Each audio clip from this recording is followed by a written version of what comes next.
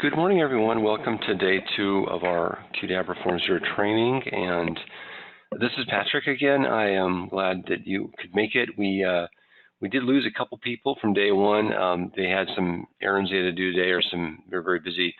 And we are taping, of course, for them and for the other people who will see this after the fact. But I'm glad that Brock, Caroline, Chris, and Sri, glad that you guys could make it here again today. We have quite a few interesting things, some really cool demos today, and I'm really happy to be starting off here. First of all, I wanted to give you a quick kind of sense of what we're going to cover today. Hopefully you can see my screen okay. Let's just do a quick audio visual check. Kirby, everything okay on your end? Yes, Patrick. Great. So today we're going to do a quick review of yesterday. That's coming on the next slide, but just to kind of remind everyone, today we have a lot of updated content and 2 new topics that are really compelling. In fact, one of these, I think the auto logout feature is something that we will want to include in every form from here on out that has a save submit in it, if it's a certain number of fields long. And we'll talk more about that with some slides and demos shortly. But some very cool techniques. The first demo that Kirby is going to do on Authy is really a game changer for your organization because it enables much greater security for your forms, and it also reduces licensing costs and allows external users to take part in your business processes. So we'll talk more about that in a second as well. But those 2 new items I'm really excited about. We have done webinars on them in the past, but we've updated the labs.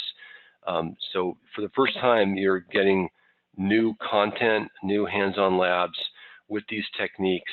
And both of the techniques are very low bar to add to your forms. The Authy technique does require a Twilio account. They're free. You can get up to 1,000 text messages and Authy notifications for free. And then after that, you have to start paying them. It's a few cents per text, per authentication. So it's very, very cost effective.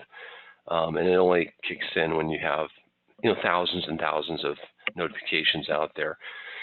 We've been using Twilio and Authy now for several years. We started working with this technique last year and got a lot of positive feedback. We actually have, I think, at least one of you, Chris, you guys are using this technique, and maybe you can do a shout out of and actually give a use case scenario to everyone else on the call and talk about how it has how you've enabled that feature in your forms. But not, I'll ping you later. So that's a quick summary of today. Let's do a quick quiz. Let's refresh ourselves. What did we learn yesterday? And I think I'm going to start off with. Well, I think, Brock, I'm going to start off with you. How does FormsViewer improve on InfoPath?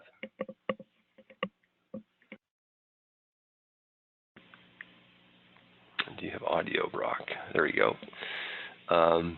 No worries. So you don't have a mic today. So I'm going to switch to Caroline. Caroline, do you mind taking that one? I think you caught me a little off guard, Patrick. I was all prepared with a question about the labs. Oh, good. Oh, good. So let me answer it then. So FormsViewer improves InfoPath in several ways. First of all, you don't have to worry about InfoPath anymore because we're moving, the InfoPath form services, the application you use to serve up your forms, we replace that. So you don't have to worry about the end of life for InfoPath. InfoPath Designer, we replaced about half of those features today. We're going to be finishing the canvas editing feature this year, the first version of it. And so, sometime this year, next year, sometime around this time next year, there won't be any InfoPath at all. You'll just be FormsViewer for everything. You'll be designing your forms in the browser. But in addition to that replacement, which is critical because Microsoft is throwing down the gauntlet in terms of the end of life on the support. They keep moving it out because they keep having customers adopt more InfoPath. But there is this end of life for it, just like there is for SharePoint Designer and SharePoint Workflows. And so that's the first benefit. The second big improvement, though, is in all these commands that we've added, we took the Q rules what we had in the Q rules stable, all those horses, we decided to add the 60 most performant commands into FormsViewer. And we've even extended some of those, like we saw yesterday, the render form command. We've added new functionality to that we never had in Q rules. So that's, I think, the answer to the first question. I've already answered the second question as well, but any other new FormsViewer features that we want to talk about from yesterday? Can you think of any FormsViewer features that we talked about yesterday that that I didn't mention a moment ago? Let me just pick on Chris Forrest. Chris, anything come to mind in terms of the new features that we've added to the forms from yesterday's discussion?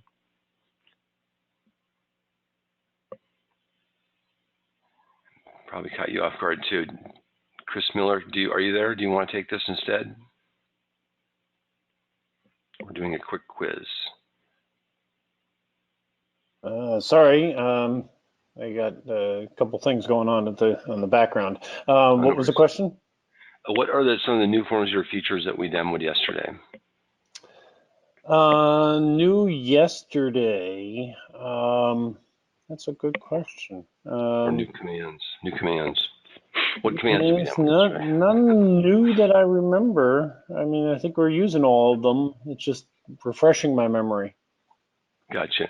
So not new for you because you're deep into the tech, but in terms of new for InfoPath, we talked about the save and submit and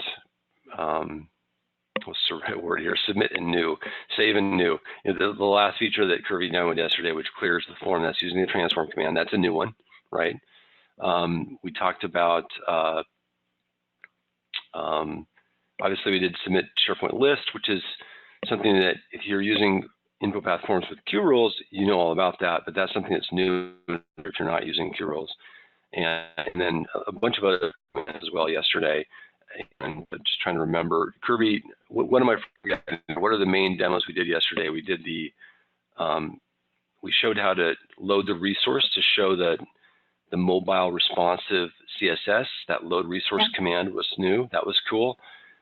Joanne also showed the submit SharePoint list. She showed you how to deploy the forms.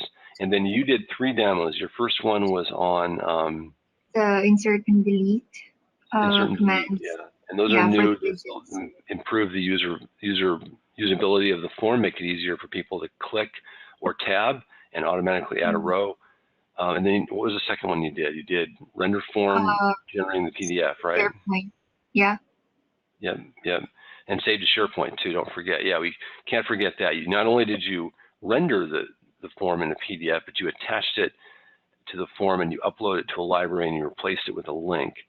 And then we showed how to print the form and using that render form command, and we did a new demo with the list forms showing how to render repeating data with list forms, which is hard because most of the time the list form only has one item, but using a secondary data source, you can now print multiple items, so you can have somewhat of a dashboard there.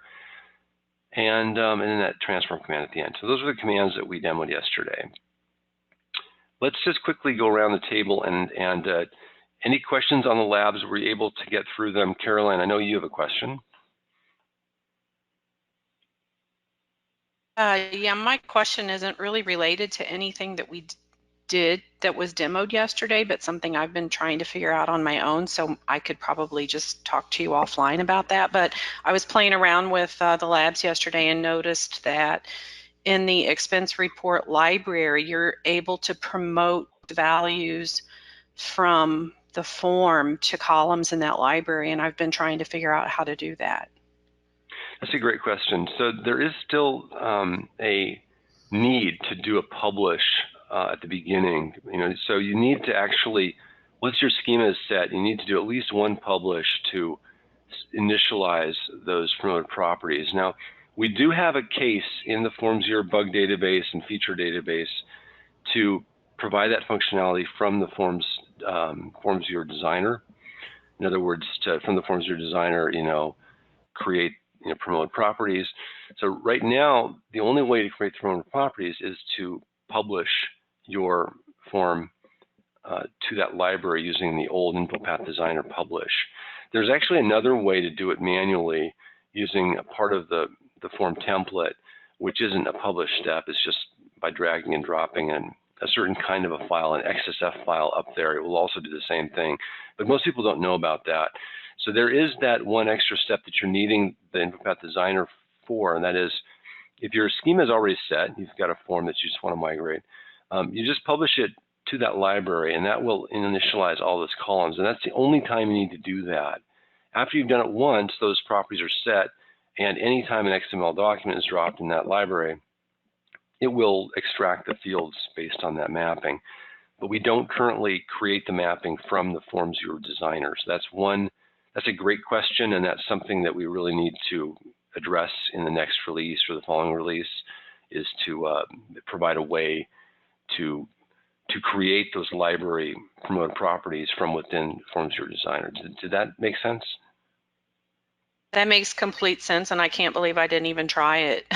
Thank you. That's a great question. In fact, I keep on thinking we got to get that fixed, Kirby. So you should, if you have a moment to look at the bug database, let's make sure that's on the radar for 4.3 end of year, because we really need to get that updated so that people don't have to publish from info path designer. Let's see, other questions for us. Chris, did you have any, were you able to look at any of the labs, any thoughts, questions on those? Did you dream of info path, FormsViewer? Which Chris? I'll take either one of you, sorry. Who goes first? I think Chris Forrest might not, he's muted. Chris is just chatting. So he didn't have a chance to go through any of them. Chris Miller, did you have a chance? I did get through one or two of them. I was trying to get to the load resource one, but then I realized that you have the old, the CSS file as that link to our client's site. Yeah, I'm really sorry about that. I mean, she replaced it in the demo with the background image. She did, and I'm like, can you send me that one? We're going to actually delete the day one labs from Hightail and replace them with a better one. Sorry about that. No worries. I didn't realize that we had that in there. It's lab 2, I think, right? Or is it in the lab 1? Yeah, I was just talking to Kirby about it before the call. I've done the lab 3 and 4 before, so I didn't really shake those down, but I wanted to get to the transform one because that may come into play with some of our forms, but not many. And that's something that you can probably do independent of the other ones. In other words, that command is not relying on anything previously, so you can just add that command to your form. Right, exactly. So, it should be very quick. Cool. Let's see. Anyone else have any questions? Let's just ping. Caroline's responded. Chris didn't get through his labs, but he's been busy and he's chatting. Brock, did you have any questions on the labs? I know you had a question earlier today, just a few minutes ago, on the generate PDF command, rendering it to a network share. And I thought it might be kind of interesting to bring up your scenario because others might have the same scenario, right? So what Brock's doing is he's actually generating a PDF and he wants to save it to an FTP location, right? So that people can actually see it by FTPing into their site. So he's on-prem, he's on-prem FormsViewer. And the technique that we're suggesting is to use there's a way to save a file, not just a SharePoint, that's the save to SharePoint command, but there's also a save to network share. And this is a really cool command. In fact, I'm just going to bring up, I don't have Jimmy's email, but maybe Kirby, you can actually go into the command builder and share out your screen and we can show them this command because this is kind of a nice little extra thing that people should know about. I'm going to make you a presenter. Actually, yeah, because I want you to go to the test site and just go to the first form you're going to demo today and just go into the command builder and let's take a look at that command, save to network share. This is a command that, of course, doesn't make sense for online, so it's just an on-prem kind of a deal. Actually, take that back. It probably doesn't really matter, but when you're doing it from online, you'll need to have some kind of a credential in place to do that, because the network shares would not be online. I mean, I suppose you can use, I'm not sure if SharePoint Online supports UNC files or not. Probably not anymore, but if they do, then that would still work for them. So let's take a quick look at the command builder, and sorry to put you on the spot, Kirby, but this command that Brock's using is kind of clever, and the command specifically, I think it's called save to network share. It allows you to save. Are you sharing? No, can you make me the presenter, please? I thought I did. Do you see it pop up in the background? No, I don't see. Okay, let me switch it back to me, and then I'll switch it back to you. Okay.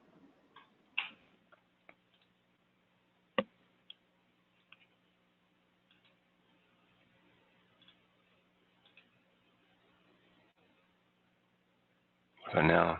Okay. There we go. Great.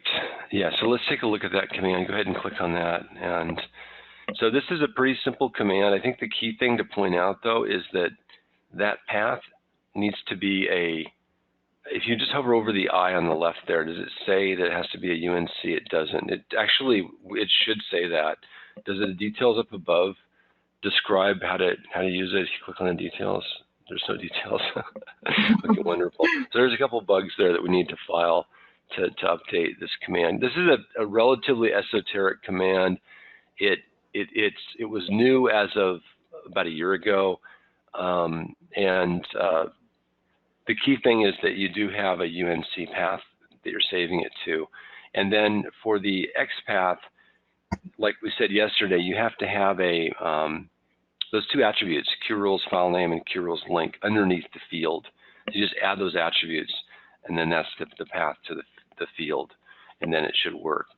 So this is how you can save a attachment to a network share, even if it's not a SharePoint library. So that's really all there is to say about it. Brock has a chat here. He says, no questions related to the labs. Was able to get the PDF rendering working last night. Great job. Awesome. Okay, and then last but not least, let's just pick on Shri. Shri, did you have any questions from yesterday? Any insights from the labs? Were you able to get through any of them? Yeah, I mean, I've not been able to complete all the labs, but the issue that I was having is when I tried to open the Forms Designer app, the FormsViewer app, I was having this issue. I don't know if it is a browser related, but it always said like a small pop-up that came, and then it said fix this and fix it or something, and then when I clicked, it just rendered it correctly. I don't know what that is about. That's the only thing I've encountered. I mean, so are otherwise, you using, which browser are you using? Are you using Internet I Explorer? use both Internet Explorer and Edge, and I got that error at the top right-hand corner. So that error is what's that error cause from again? Proxy error or that's something, a very I guess. common thing. It's a caching issue. Is that right? What's the? Yeah, I Kirby, think one. Let's ask Kirby, because we've seen this error a lot. We've actually supported customers with this a lot. I just don't remember exactly the fix. Do you, Kirby? Yeah, I think it's just a fix in the Internet Explorer. I also forgot the steps for that, but Jimmy is more familiar with that, so I think we can provide Sri later the steps for fixing that error. Yeah, but you're also seeing it in Chrome, right, Sri? Edge and IE, I've not tried it in Chrome. Probably I should try it and see later. Yeah, I don't think that issue will repro in Chrome. I think that's a specific Microsoft issue, and there are steps. We'll get the steps to you. It is a pretty easy fix. It is a caching issue, I believe, with the browser, and anyway, it's a pretty simple thing to change. If they're using Chrome, they won't see it, and we do recommend Chrome or Firefox because those browsers are much faster than IE or Edge. They're literally 2 or 3 times faster. And so you can use Chrome. I know it's challenging sometimes.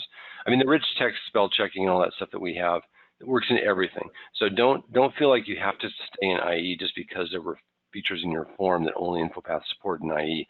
We support all of those in all the browsers. You know, obviously we're not going to do digital signature. We don't have support for digital signatures, but which only worked in IE if you had digital signatures in your browser forms. But we have a technique that you can replace your digital signatures with, which we're going to show today, the Authy stuff. Okay, so great. Thanks for that. Any other questions, Sri? I'm good. I'm excited about today's class too, and I guess I should finish all the labs today. Great. So Kirby, we need to take a note to make sure that we send the fix-it info to everyone here. Okay. So if they're using IE, because that's a very common issue that comes up. So we've got several demos today. In fact, you know, Kirby's going to do the first demo. I've got a few slides that I'm going to talk about after she does the demo. So we're going to switch to her to do the demo real quick with no further ado. And then we'll go through the slides, and then we'll take a quick 10-minute break after we've done the first demo and talked about the lab. And that'll be in about 30 minutes from now. And then after that break at the top of the hour, Dawn will walk us through this auto logout technique, the dynamic data connections technique, and a bunch of other techniques that are built into this reusable template part that we think should be in pretty much every form. So he'll walk through that and show you that demo afterwards, and then we'll look at the labs. And so we have today maybe a little bit shorter than yesterday, and we'll have more time to have you do the labs if you want to stick around for that. So without any further ado, I'm going to switch to you, Kirby, and then we'll come back to the slides and talk about what we saw.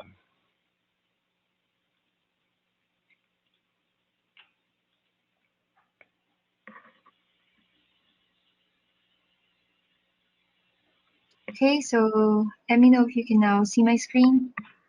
Yep. Okay, so for this first lab, I'm going to demo how to use the Authy XTP. So the Authy is, it actually adds a security layer in your form. So I'm going to show you how that works. So I'm going to open the form now. And this is a sample form that we've created. So this is the FormsViewer survey. So as you can see, it's detecting my email here because I'm actually logged in to our Sharepoint site here. So it automatically used my email here, and it's actually searching for my email in this users list. So since my email is not here, then the user not found will be displayed. So since we don't have an Authy account yet, so we need to sign up in order to access this this form. So I'm going to enter my details here from the Philippines. So 2787. So I'm gonna click sign up now, and so it says here that my account has been created and it generated an Authy ID for me. So this is now my Authy ID, and as you can see here, when I go back to the users list, my details are now here. And so since I've already installed the Authy app in my phone, so I'm just gonna show you here the Authy app that I've installed. But for the purpose of this demo, let's first use this button here if you don't have the Authy app in your phone. So we're gonna ask Authy to text the code to our phone. And as you can see here, I am now receiving the code. So 554-9395.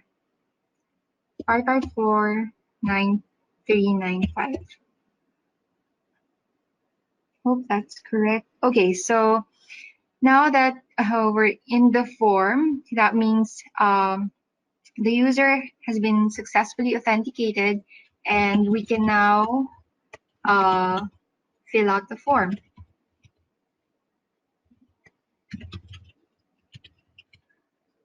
Okay, so let's just put some answers here and click submit. So once that's submitted, it is now going to add an entry in our FormsViewer survey form library here. So now that we've used the form to access when we are logged into our Sharepoint site, I also want to show you if you have external users or external submitters for your form. So we usually use this anonymous mode for our external users. So external users meaning they don't have an account in your Sharepoint site. So the difference between these two is that the anonymous mode has this parameter in the URL, the fv anon equals true. So I'm going to show you that using my mobile phone. Let me just show you the mirroring app here. So I'm going to go to Chrome here, and I'm going to refresh the link, the anonymous link to the form. And let's try logging in using the my email that we've used earlier when signing up. And do you need to make sure that the capitalization is the same? No, it will detect that it's it should detect that it's correct. So it's okay if it's different what do you call this? The lettering. So I'm going to show you now that on how to use the Authy app in your phone. But since so I'm going to show you the Authy app now, but then it doesn't show anything because I think it's adding a layer of security there so that you won't be able to see my code. But right now I'm seeing a code or a token on my phone, and I'm now copying it on my clipboard, as you can see there. And I'm going back to Chrome and I'll paste it in here. I think that one of the other ways we do this, Kirby, is to use the Authy app in Chrome. Because I think if you install the Authy app in Chrome, you can actually see it. There's no way it doesn't have the blackout. I'm not sure how to use the the Authy app. No worries. So, I think I might be able to demo that later. I can demo that when you send the link out, because you're going to send the link out to everyone, and I can be your guinea pig on that one. Okay. So once you're done with that, the users, your external users can now access your form. So I think that's it for the demo, and I'm going to show you now the XTP that we've used for that. So here's the Authy guide included in the package, as well as the users.stp, so that you can just upload this to your Sharepoint site. And this is the XTP, the reusable template part that you can add to any of your forms if you want that added security feature to your forms. So here's the starter form, and I want to show you quickly how to add the XTP here. So you just need to go to the custom controls here and just click that and add, and then select template part, browse for your template part, the Qdabra Authy XTP.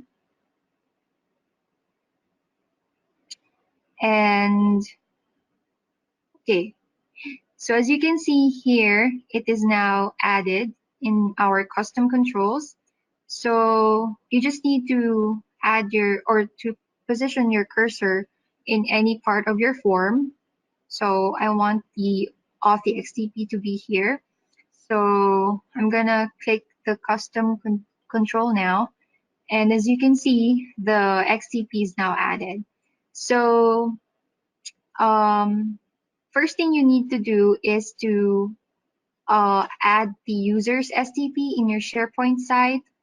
So I've already showed you that earlier. So it has the columns email, phone, and Authy ID.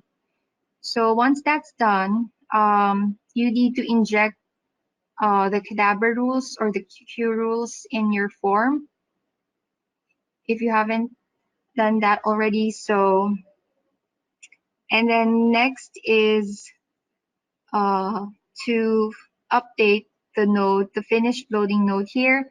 So we will go to the Qdabra rules secondary data source and click the finished loading, add here on top a rule that will run the onload from our Authy request Qdabra Authy secondary data source here.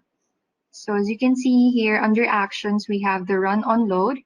So we have to set that to go. So if we go to that specific node, it will show you all the rules that will be triggered once the form is open. So it will first determine the environment or the site where your form is uploaded to. And you also need to set your API key here.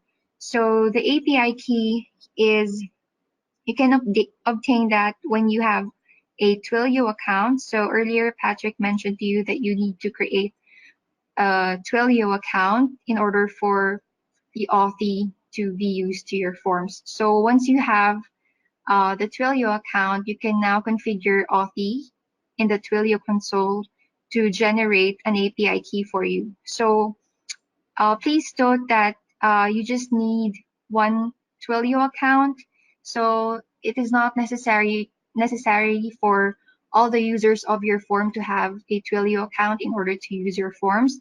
So you just need one for any of your forms. So once you have that API key, you can now use that to any of your forms that you want this Authy XTP.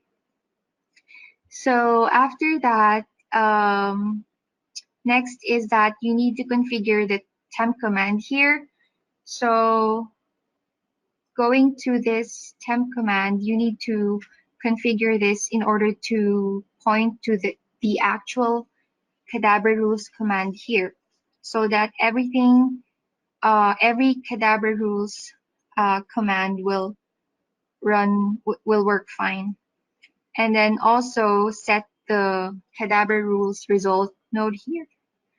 So, and then once that's done, you just need to add a simple hide and show formatting for your form. So here you need to copy this hide if not authenticating formatting rule. Copy that and paste that to the section in your form that you want to hide when the user is authenticating. So just copy that and just make this is not blank. So that's it for the XTP. So once you've saved everything here, just upload it to FormsViewer and you're done. Can you show now them? Yeah, this is great. Can you show them in FormsViewer how you add key rules in FormsViewer? Yeah, I can show them. Yep. So here I'm gonna create a sample form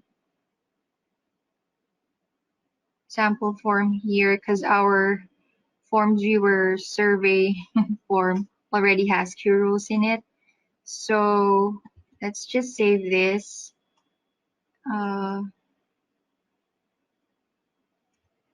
Without Q rules. So this is a sample form without Q rules. So, okay, let's save that, exit, and go to FormsViewer and click upload a new template. So I'm just gonna drag and drop this form template here and then click upload. So once that's uploaded, click design and it will show you this command builder tab, and here we have this inject Q rules. So you need to click this button here in order to inject Q rules in your form. So once that's done, go back to your form or go back to the template page here and click download. So let's verify if we now have Q rules in our form. So click design and there we go. You now have the Qdabra secondary data source. So some of you may be wondering, well, why don't they just do that automatically? The reason is because we're trying to retain backward compatibility with your forms. So the whole idea here with FormsViewer is not to change anything about your forms at all. I mean, you can add all these new features, but we want to make sure that we're not unilaterally updating your forms to something you don't want. I mean, there's some discussion and some, I kind of was of the opinion that we should automatically inject Q rules in all forms because it's not, we're not actually adding a DLL anymore when we inject Q rules from FormsViewer. It's just that secondary data source, so it's very lightweight. But I think other people on the team said, well, we need to, purity is more important, so we want to make sure we are backward compatible and we don't change the forms in any way unless people want to. So that's why we made that an option. The other thing I think we should do, Kirby, before we do the slides is let's send the link out, put the link in chat to open the form, and let's get everyone else to maybe actually can send it in email too for people who have cell phones, because I think that this is most interesting if they have a cell phone, and then they can see how it works because they don't need to have access to our site to fill it out either. And I think this would be a kind of a cool, crowd participation, trainee participation demo with the form because we can do that. Can I send the link to chat? Let's do both chat and email because if the chat won't show up on the phones, and if they get it on their phones, you can BCC everyone and they can get an email on their phones maybe if they're authenticated to their email. And while you're doing that, I just want to make one more comment here about the users list. You saw that Kirby's phone number was completely unhidden. You can see all the numbers and everything. Normally, when we do this demo, we add an encryption to the phone numbers, and I'm not sure if we have that in XDP or not. But if we don't, we should add it, Kirby. I know we've done that in the past where we've encrypted the phone numbers. Did we just not do it for this one? In the Twilio XDP before, but in the Authy XDP we don't have the that feature yet. Is there a reason for it? No, I think when Mel was creating this XDP, I think she didn't add that. Yeah. I'll take a note to add that. Because we don't want the phone numbers, for data protection and everything like that. We don't want any PII information on the Sharepoint site, and so we're adding encryption just by default. And if you want to paste that link into the BCC, can you BCC them instead? Sorry, I know everyone knows who's on this, but might as well try to keep it as private as possible. That's what we're talking about right now. And then if you could paste it into the chat window too. I'm going to share out my screen and I'll do it from my screen in anonymous mode.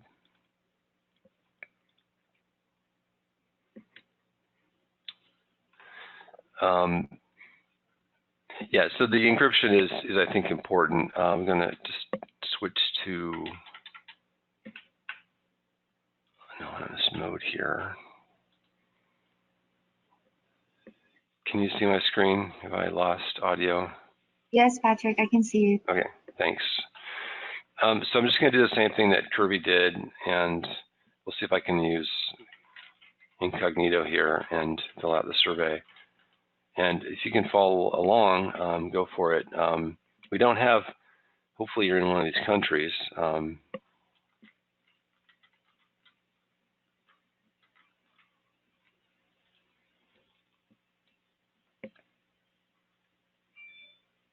Okay, just got the Authy notification. And I've got the Authy app installed here, so hopefully you'll be able to see this.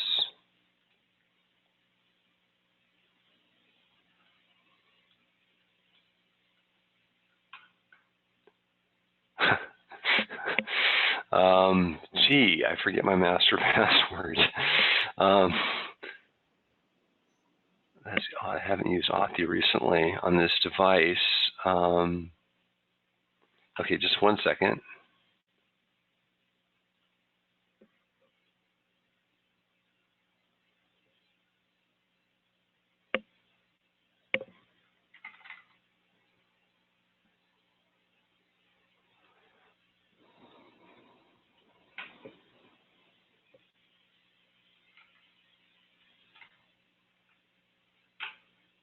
I checked the users list right now, and looks like Chris Forrest tested using the form. So he's just too fast. yeah, were you able to successfully access the form, Chris? He doesn't have audio, but Yeah. so this is kind of weird. It's not working. Am I using the wrong one? Authy, here we go. Sorry. No, that's not right either. Which one did you use, Kirby? Okay, there we go. Nope. Oh yeah. So it was a demo one. So you have different Authy accounts. Hopefully you're able to see my screen with my Authy in Chrome, and I was able to do it there. I also got the notification on my phone.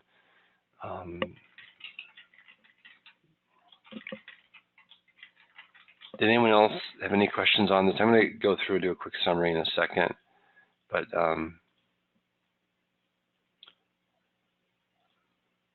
whatever.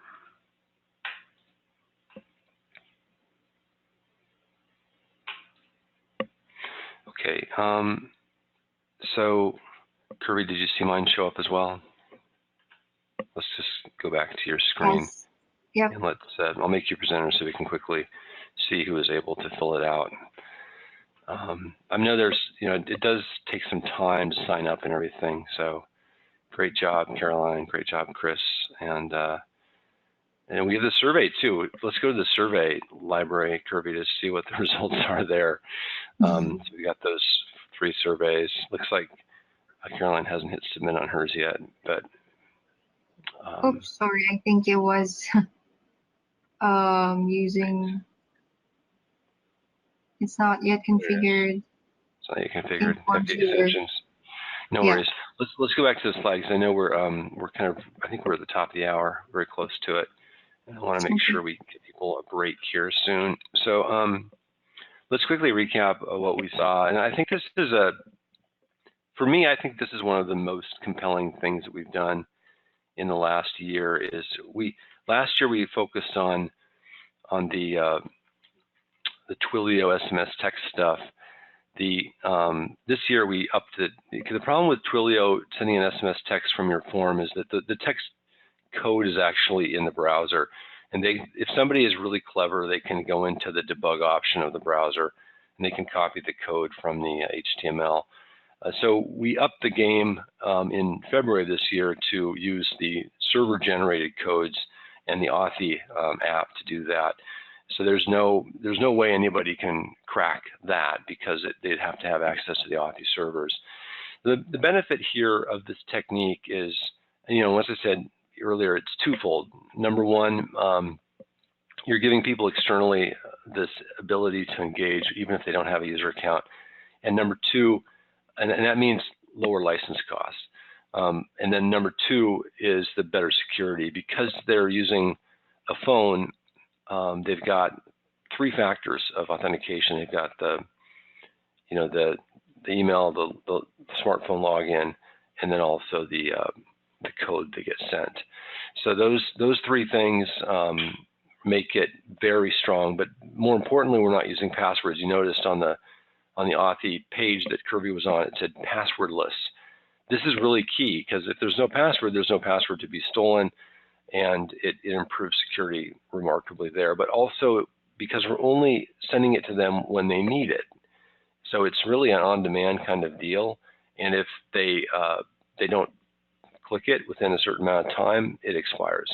So I think we've got more security just with those 3 techniques there than any current system. And it's really shocking that Microsoft hasn't. There are lots of third-party systems for doing this with Sharepoint Online, but there's no out-of-box approach with Microsoft. You can turn on 2-factor authentication, but you require a login still. So there's, Microsoft really hasn't embraced this, and my hunch is it's because of the licensing. Is because the reality is that you could use this technique with FormsViewer to, and we have customers, for example, using the anonymous mode to onboard new employees.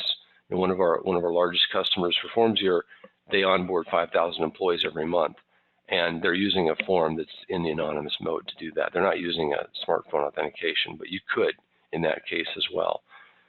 So we definitely need to get the encryption added to the user's STP and update the lab for that. But you have a good lab in the meantime to try out on your own. It really should take 15 minutes to do it. You will need to go to Twilio and create an account. That's literally 1 or 2 minutes to do that free account, and then you can get your app code, your API key, and use that. So there's a few steps there, but that's really easy to do. And we've covered that in previous webinars. So if you're wondering how do I go to Twilio and do that, we've got a webinar we did on February 25th has that information in it. We can also show you right now if you want us to do that. So yeah, so I think that let me just show a few more slides here. It looks like Chris, thanks for helping Shri out with the browser question there. So this is what we saw in our webinar. Obviously, we have evolved as Forms people here. We're adding, all these techniques have enabled us to do this, which is really, it's obviously back in 1980, we would have never imagined this kind of access, biometric access and login. So it's really as simple as adding the XTP to your form, adding that user's STP list to your site, creating the API key, and then this reminding of the Qdabra rules data source. You don't really need to do that, but you do need to make sure Qdabra rules is in the form, and we showed how to do that as well by injecting it via FormsViewer. So, okay, any questions on that? We're going to take our break here, and I just need to find my break slide. Any questions? Let's quickly go around the table and get your impression of that. Starting with, I guess, Brock, you can chat your impression. Was that something that was interesting to you or not? Caroline, what do you think? Do we have a place? I thought that was really interesting. I'm sure I'll be able to take advantage of that. Awesome. Thank you for being here in Audible. Chris Miller, I think you also have audio. Any feedback on this? Quick. You guys are using this. Yeah, tell us. I tried the anonymous, link that you guys sent, and I already have an Authy account, and it says user not found. So I don't know what I'm doing wrong, but. Oh, yikes! Well, you saw what I was doing wrong. I was using the wrong account or something when I because I've got so many, you know, different projects going. We'll have to look into that. But do you want to just comment on how you're using this technique internally? Because you guys have been using this technique now for, I mean, we built the technique, I think, inspired by your scenario. Yeah, and I think we switched off of Authy to the other one, right? Or I don't remember which one's more secure, right? Because we got Authy is. You guys went from Twilio SMS to Authy. Right, So there you go. So Authy is the more secure because it allows for SSL protection. You know, we use this to build our tool that we're trying to get to market for quality agreements. and DCS Dynamic Compliance Solutions is obviously that's really important because you need to sign off documents, need to make sure people are who they say they are, and verifying identity is critical in that sort of regulated industry where you've got a lot of pharmaceutical companies that are your clients, and they need to verify that somebody indeed did test the drug interactions, right, or whatever it is. Well, yeah, in this case, it's the quality agreements, you know, so it's that interaction of, you know, getting the agreement signed between, you know, and not having to pass the email of the document back and forth and, you know, and then have to send a signed thing by, you know, PDF or, you know, and then you have to store that somewhere. And, you know, so this is more of a living tool. Great. Shri, before we ask our new tester, Namika, for his feedback, because he's lurking in the background there, he is actually a Qdabra resource.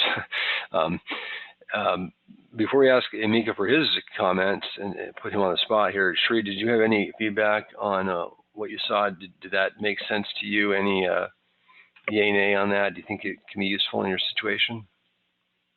None that I think of right now, but I'm just thinking about, I have still my doubts about how do you integrate this. I mean, like a real use case or a scenario where we can use this. I know it's for, I mean, security purposes and all, like if you can give an example, like how you can integrate it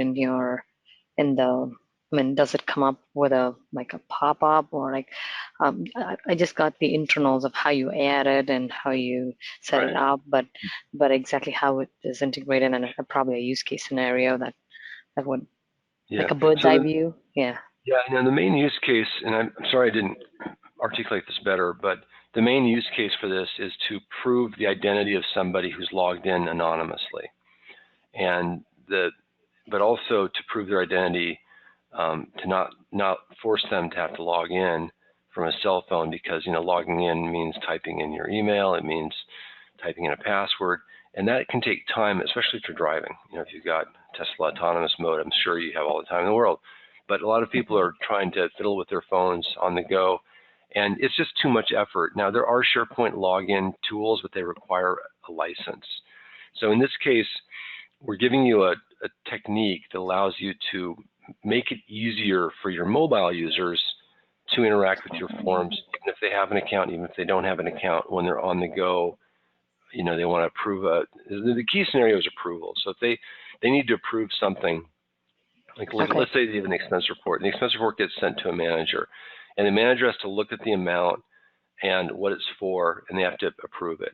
So in this scenario, the manager will get a text notification on their phone, a new expense report came in, or whatever it is, right? Maybe you don't want to text them with expense reports because there's so many, but they get a text notification saying this is awaiting your approval. They click on a link on their phone, they see the mobile view of the form with the approve reject buttons and the details they need to make a decision.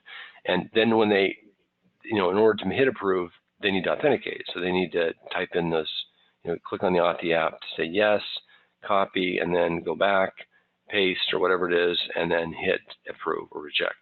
So because we're authenticating them, we know that the approver actually approved it on the go from their mobile phone, even though they weren't logged in. Okay. Here's a scenario. We have some, like it's a PDF library with workflows, and there are about 10 approvals, I guess. on each of them, and it goes through all the executive level approvals. Now, to go and get the code from the Authy app and then paste it, and I don't know if the CFO or CEO would want to do that each time when they approve. So, so the backup option is the SMS text, so they can definitely do the SMS text as well, and that's also secure because Twilio is doing it from the back end. It's not something that we're generating from the form. Okay. Actually, no, there is that issue there because we have to use the text. The form is actually checking it. So, so there is, if they went into the debug view of the browser, they could still see it. So the thing that's cool about Authy is that we're actually querying Authy with the code they type and getting, we're verifying that Authy is valid for that 20-second period or whatever it is. So there's more security. So, but in the phone, the Authy app makes it really easy. They don't actually have to type in; they just have to copy and paste. But there is a backup option. The backup option is still going to be pretty secure. But if somebody was really, I mean, certainly if you're sending this to one of the executives, they're not going to probably want to, go into the debugger and spoof it and try to figure out what the text code is. And they're not going to have. There's a time window involved too. So it's really impossible, even though there was a vulnerability there. It's essentially impossible, even with SMS text, to really hack it because of the 90-second timeout. Somebody would have to get the executive to leave their desk, walk into their office, go to their browser when they're still logged in, go to the debug screen, see the text message, and then type in the text message from the browser debug settings, right? So that would be pretty hard to do because they would have to get access to their computer within a certain time period. So I think that's also a good backup option. Just use text, not Authy. They don't have to install Authy. Okay, this would usually be, the scenario would usually be when the executive is out of office, is like traveling, like in the airport, and then trying to look at the document to approve it. Right. So that's the scenario usually, and they would want to approve it via the phone rather than get to a computer or open a laptop and do it. Yeah. So, okay. Yeah. So that's a good scenario, and you can make the view look good on the phone with the Authy too. I think you saw in Kirby's case. The view was okay. We could probably, because that's all just your view, you can change how it looks and make it look even better. We had quite a bit of text in there. You might want to streamline it even more with the XTP. The XTP has some text in the, what displays, depending on the size of the phone they've got. Maybe they'll see it differently. But thanks for that question. That's great. So before we move on to our break, which we're already 3 minutes over on, is I just want to quickly. Actually, let's take the break. Let's take the break. When we come back, and Mika, I'll bug you and see what your feedback was on this. So we'll come back in 10 minutes and talk to you soon.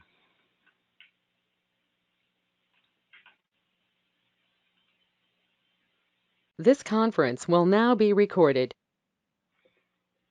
Welcome back, everyone. And just wanted to do a quick audio check and visual check. Kirby, can you hear me, see me? Yes, Patrick, I can hear you. Thanks.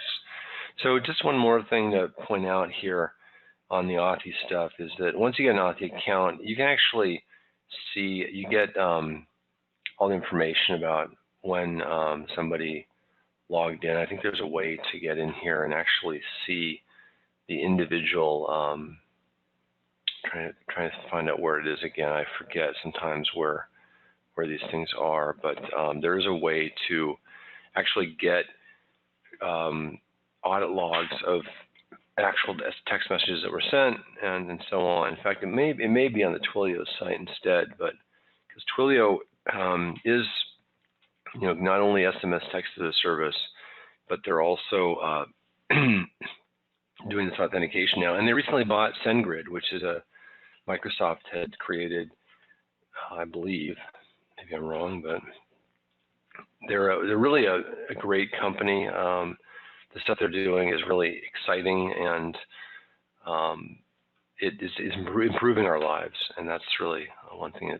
So once you get into Twilio, then you should be able to log in. Just do this, see if I can find the logs from here.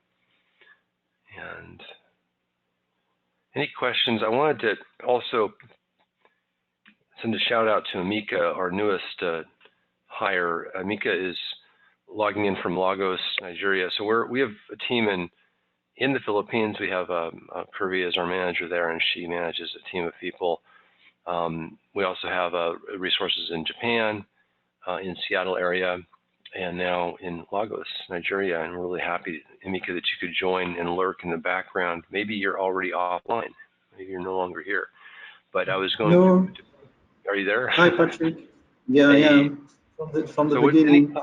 Yeah, great to have you. So any comments on this technique? What do you think?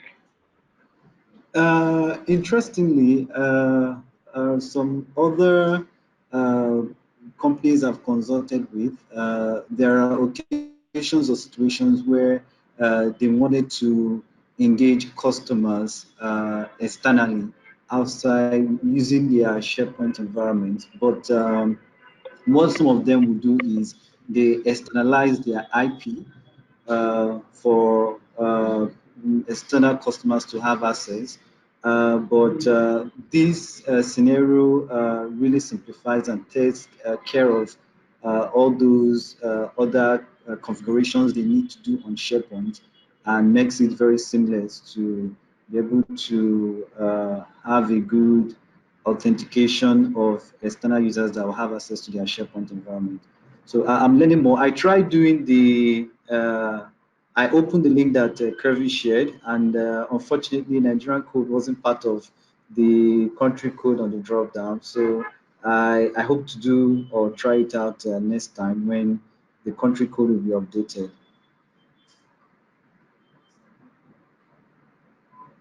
Did you hear me? Hello? Yes, we can hear you. Yeah, sorry, I was muted, Amika. Thanks for that comment. I was laughing here because we didn't have the country code for you. I'm sorry about that. Yeah. Way to go. We just Okay, added a few country codes in the sample form. Sorry about that, but we'll definitely No add problem. some more, or display or provide all of the country codes Yeah. in our next training. Yeah. Okay, and so far so good. The other labs that I've walked through, I've learned a lot. I've tried a lot. There are so many things that I thought wasn't possible, but they are possible. They are doable and possible and achievable. So you can, that's great to hear. Thanks, Amika, for that comment. So I just want to show people that you can actually access these logs of people. And I mean, I don't know, this is just the cost log, but there are more details in Twilio. So there's yet another layer of information there that you can access.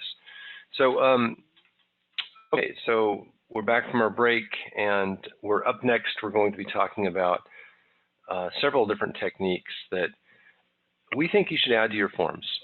So if you have a form that saves or submits, and it's a form that has more than 40 fields in it, we recommend adding this new technique that we demonstrated in June called auto logout. And this is actually a really cool feature in FormsViewer, is the ability to extend your forms with a little bit of JavaScript, which we were going to give you in this lab, that you can use to essentially, what it's doing is there's a timer that's running in the background checking how much time has elapsed. And when it gets to 5 minutes, it checks to see if the form has changed. And if it hasn't since the last time it checked, it automatically posts a pop-up message saying you're going to be logged out in 5 more minutes if you don't do something. So that's one technique. Logging comment history is another technique that we highly recommend. Obviously, as we talked about yesterday, with the PDF attachments and the photos for the expense report, you do want to upload your file attachments and convert those into links. And we're going to show that again. We didn't really show it yesterday, so this is the lab to really talk about it today. So let's just talk quickly. This is a couple slides from our auto logout webinar that we did in June. So basically what the auto logout technique does, Don's going to show, and actually let's just show it. Don, I'm going to switch to you. We'll just do the demo and then we'll come back to this. Are you ready?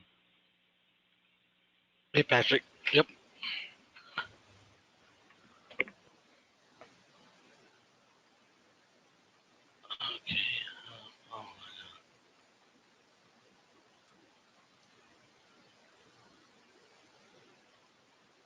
Okay, there we go.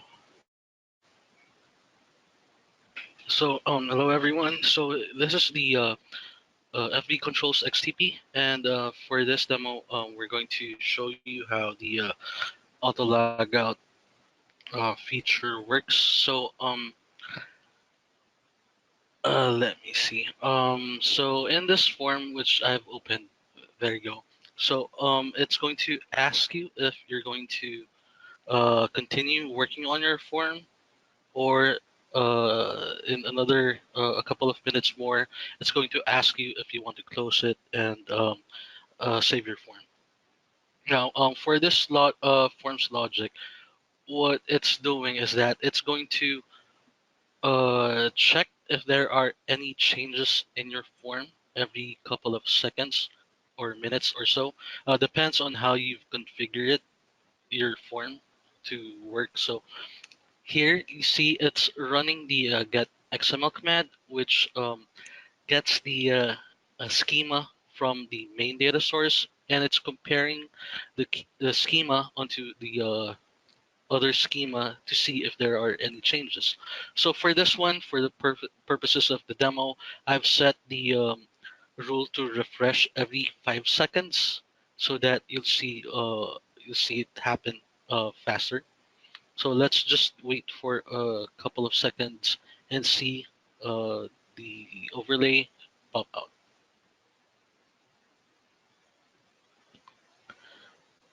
Okay, so while we're at it, I'm going to open up the form.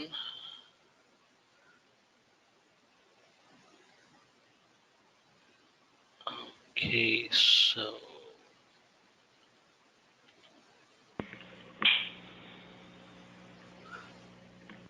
here we go.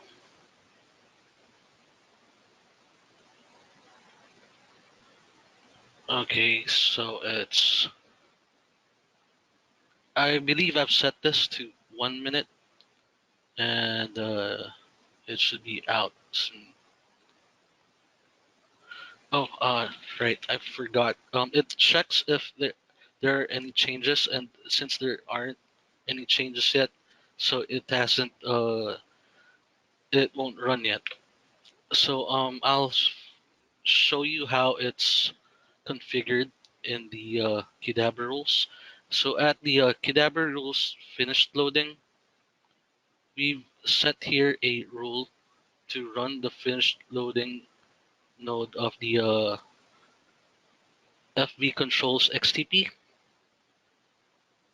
which is this one, and it's setting the auto logout run on load to refresh here. First, it's setting the overlay logic and the refresh seconds over here.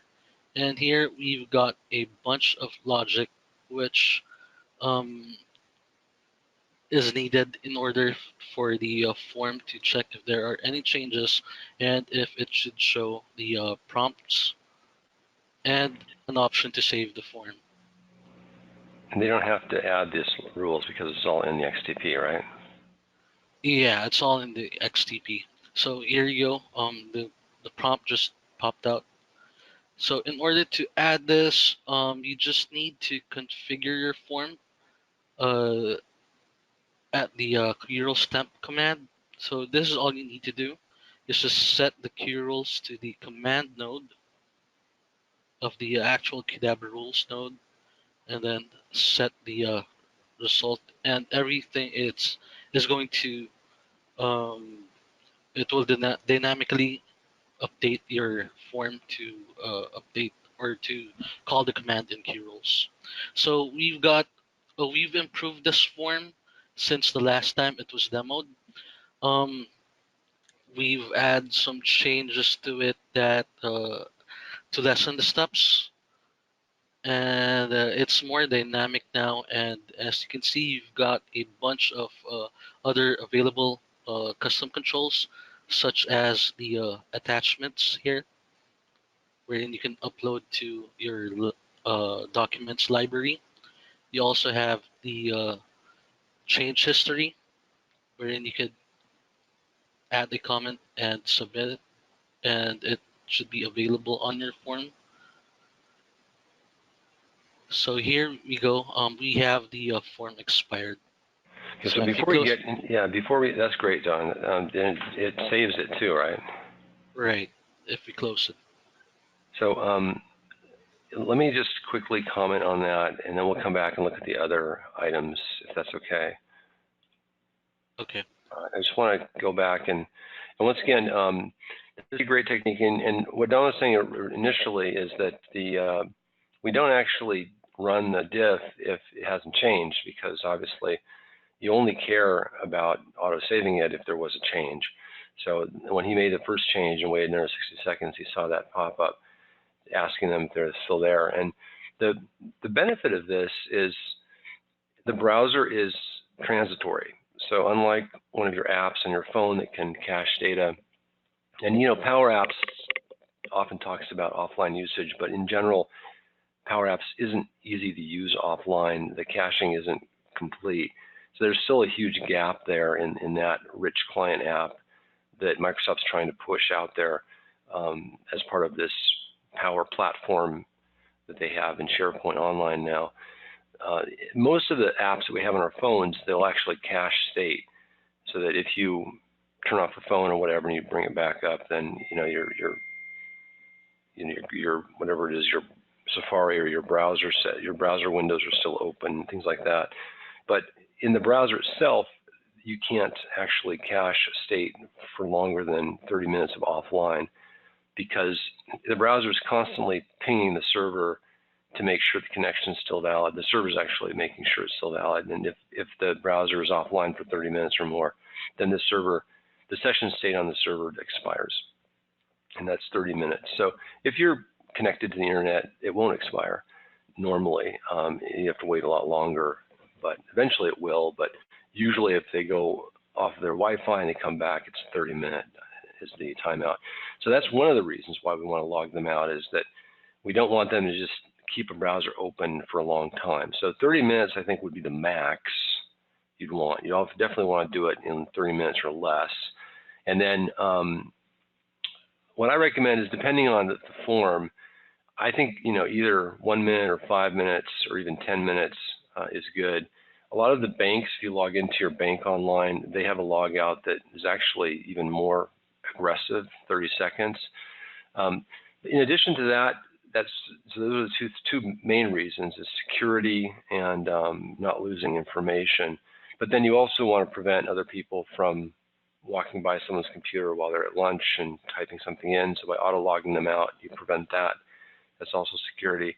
And then you give them a good experience too. So if they're if they forgot they had that open, rather than have them come back and see an error message, which is the browser session state expired, and so they get some strange, weird rule error in their form, it's better off to just pop up a message saying, hey, we just logged you out, so don't worry about it.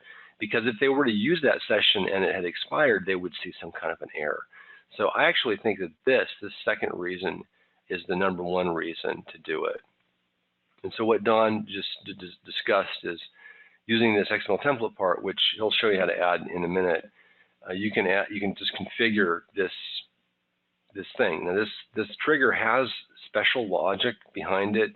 So we have a little JavaScript code that we give you, and a little resource file, two resource files, a CSS and a JavaScript. And we're setting it to 5 minutes or so, and then checking to see if things change using that get XML command. So yeah, so these are just slides from that webinar we did back in June.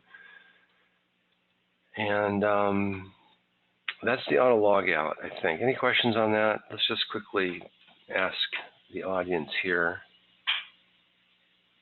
Thanks, Chris. Glad to hear that you, or Brock, glad to hear that you like the Authy technique. Anyone have any comments or questions on this? Let's just quickly ping Shri.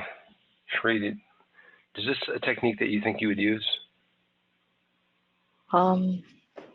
Maybe. I don't know at the moment, but I guess there's a chance with the option scenario I was talking about, like on the phone.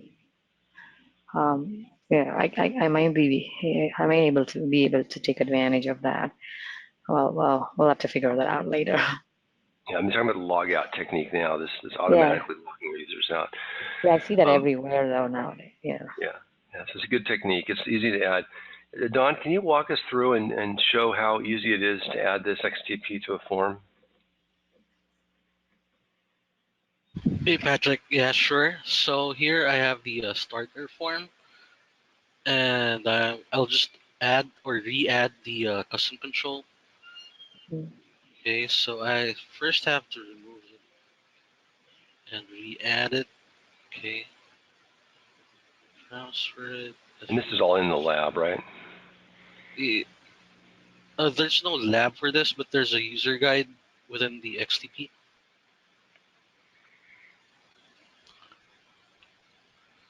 SV controls. So they have to actually know to add the XTP first before they can do. There's no actual lab telling them to add the XTP. Is that right? Oh, yeah. We need to have some instructions to say here, add the XTP. Otherwise, they're not going to see the instructions, right? It's like a chicken or egg problem. Right. Mm-hmm.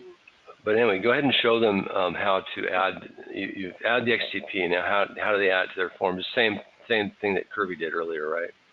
Right. That's the same thing. So at the custom control section, you can just place your cursor right underneath the your fields and click on the FB controls XTP, and it will add itself there. And here you've got a bunch of features that the XCP has. And to enable the controls here, you first have to um, call the or run the onload rules for the XTP. To do that, you just have to add an action at the finish loading rule of the of curls, and just call this as run FB controls. And the first action here is to set the FB controls run finish loading rules to the value go. And it's going to, what this will do is it's going to check the environment of the FormsViewer where or the location where FormsViewer is installed. So here it's going to get the Sharepoint URL for the site, and here you have the library, the history list, mapping values, the current user, and it's also getting the form values that is needed for the XCP's logic. And now that we have that, we have to set the curls temp command here. So this is sort of a centralized logic so that you don't need to call the command whenever you add this XTP. Since most of the custom controls here need to call the curls command though. What we did here is we're just going to set this to the value of this node and set it to the command as the target, and the result is going to be captured and set to the temp result node here. So we have to set this to the Qdabra rules result node. And once you've done that you guys figured out how to do this, and this makes it a lot easier. We used to require the trainees to add, change the temp command and temp result in all the rules that use them, and now you've singled or it's narrowed it down to just one update, right? And then everything else. That's awesome. We also have a bunch of steps here, and these are for the other features. And for now, we're going to leave it as that, since the main feature is for the auto logout feature. And so I'll just save it here and upload it to the FV controls template. Okay, so it's the FV start. Oh, 1 sec. I'll just have to add some debug nodes here so that you can see what's happening in the background when we upload, when we view the form. So here I'm adding the accruals execution history table, and it's going to list down all the commands called while the form is running. Okay, so there we go. Okay, and upload.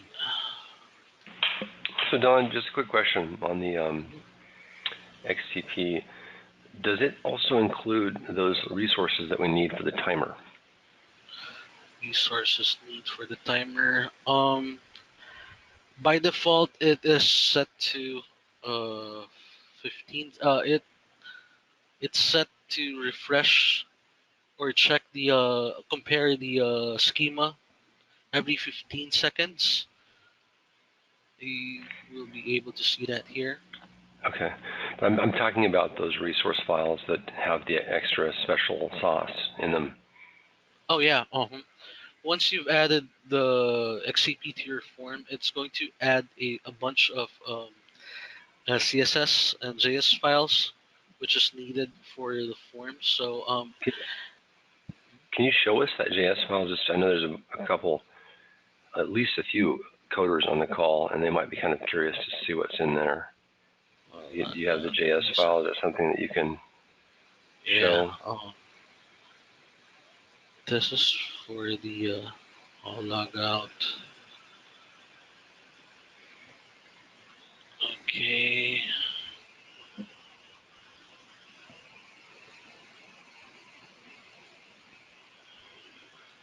There we go. Cool. So it's about 100 lines, it looks like, and it's basically where is the timer? I'm trying to look here into this. Looks like it's the refresh item.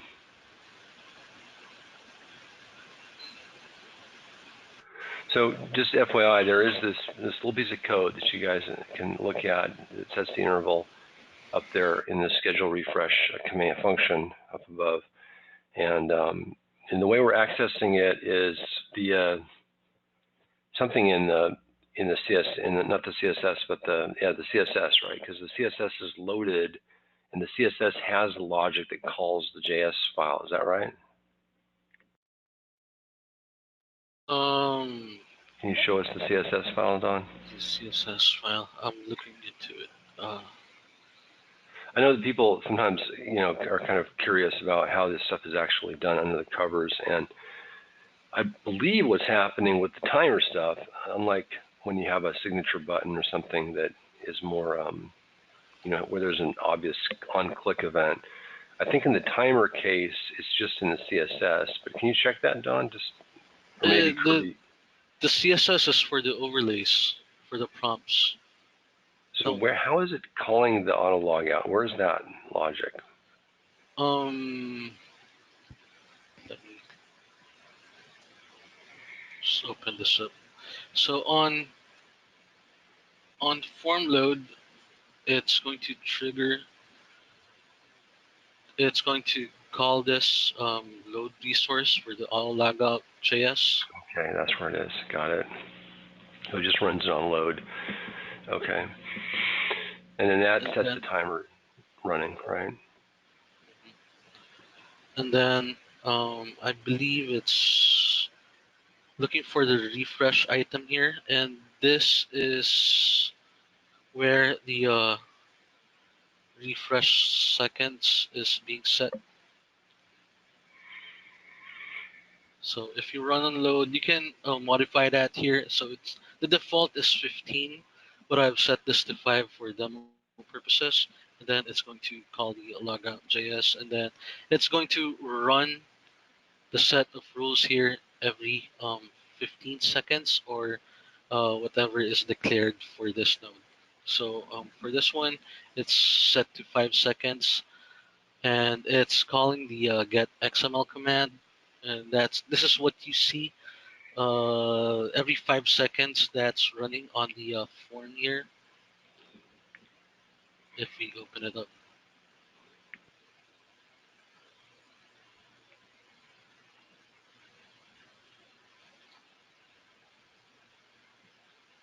Okay, so I'll just click this. There you can see it called the get XML command, and it's going to run and run until it meets a certain condition. Now, if I add something here, and that's going to change the content of the schema, and the form is going to compare it to the last um, get XML it saw. So for this one, there is a change, and that's the time wherein it's going to call or run the other conditions if it's met, and it's going to show prompts here. So first, it's going to check if it should log out or not, and there is also an. So for this one, this is setting the timer for the close. So after 60 seconds or 1 minute, if there are still no changes, then it's going to prompt uh, it will show a prompt to close the form. And then this one is controlling the prompt for the to show the prompt for saving your form. By default, this is set to 5 minutes, but for demo purposes, I've lessened it down to 60 seconds. And there we go. Okay, and when meets a certain condition, it's going to save your form here. So here you can set the form name and the library where you have to save your form, and this sets the time when the form was last saved. So if you go back to your form, well, it should have saved by now, right? This is the new form, so it was still set uh, to run every 15 seconds. Yeah, and the prompt will pop out in 5 minutes. So we can. Still waiting. Cool. If you go back to the library, though, can we look at where it was saved? Because I know we did this already on the previous one. Where did it save the XML to? Currently, I haven't set this to submit to any libraries. Okay. So it's just showing the prompts. Great. Well, I think that's good for auto logout. Now we want to talk about the other techniques too. Maybe you know, Don, you demo those techniques as well while we're at it here, and then we'll come back to the slides and do a recap after you're done. Okay.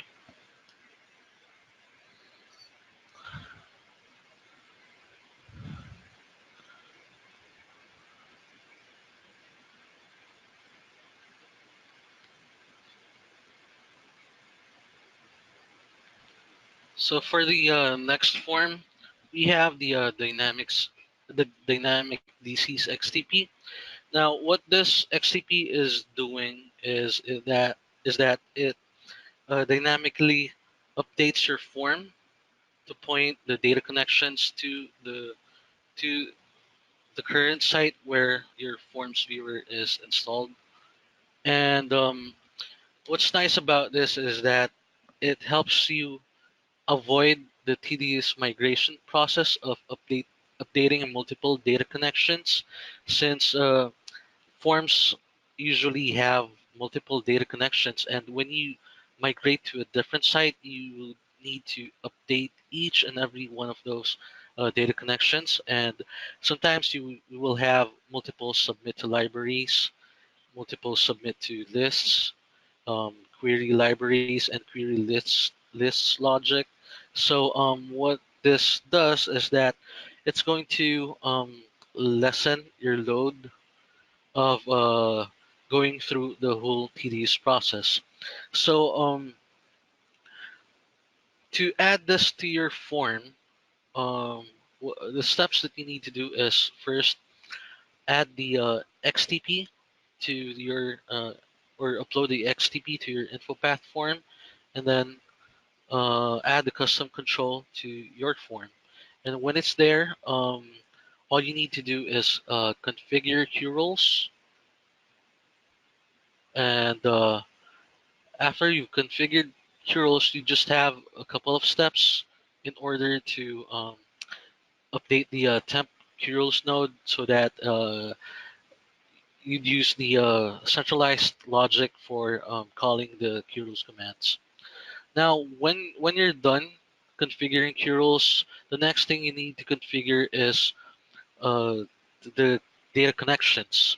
Now, for this, I would strongly recommend listing down the data connections that you have on your form so that it would be easier for you to update the data connections.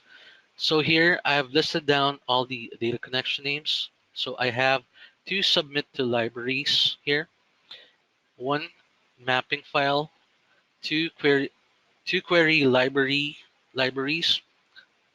So it's querying the same libraries where you submitted your files to, and the one list query for the products.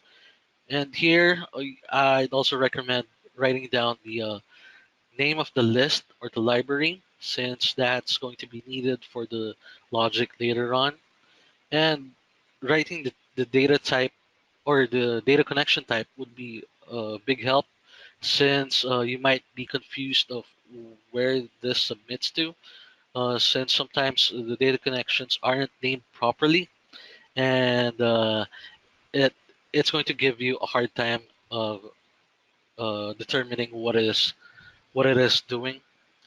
And also typing in the URL helps in case it is submitting to a different URL location other than the current location where you have your FormsViewer installed. So let's check the logic of the form. Let me just open up the form here. Dynamic DCs. Okay, so here I have set the form at the finish loading to run the dynamic DC's XTP when the form loads. So it's setting the run on load node to go. And let's look for that run on load node. Okay, that should be here. Okay, so it's this one. Now for this one, there's a rule here wherein it determines the Sharepoint URL, and it's going to determine everything for the environment, such as the SP host URL and the libraries lists here. So Don, this supports having any number of libraries or lists underneath the Yeah. libraries node, is that right? Right. So in the past, we've built reusable XTPs, but they are client specific for dynamically changing the data connections. And now we've built something that can be used to cater different scenarios, such as having different or multiple submit to libraries, multiple mappings, multiple queries for lists and libraries. And also it has a logic to determine the data connection for the get user profile by name data connection of the user profile service. So it's automatically fixing up. There's essentially 4 types of things plus the 5th type being the get user profile. So you're saying that there's on submit, there's 2 types of submit to library or to a list based on a Sharepoint list mapping that we demoed yesterday. And then the query can be either a library or a list. Why aren't those just one for the query? Aren't those the same? kind of thing for the query, or are they truly different? I'm not sure what you mean by that, but I've built this repeating table so that it could cater different library queries. Let's say if your form queries 5 different libraries and lists from the current site where the FormsViewer is located, all you have to do is declare the names of the data connections here. So on these nodes, um, all you have to do is type in the name of the data connection and also the name of the library where it submits to or queries for the query libraries. Uh, in case you have a different site location for your library, all you have to do is declare the URL, which is this one. So there's a node here wherein you can just set this to the location.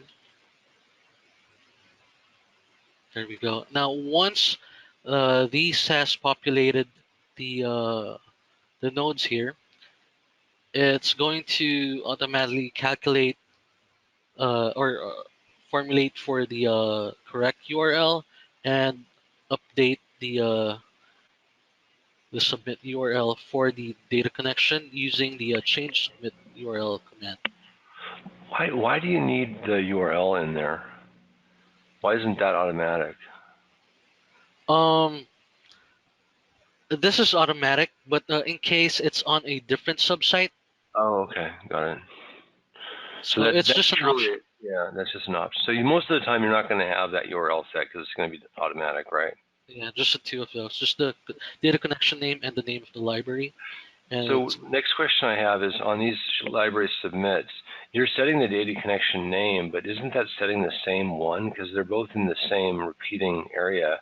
How are you able to specify the right row in the library?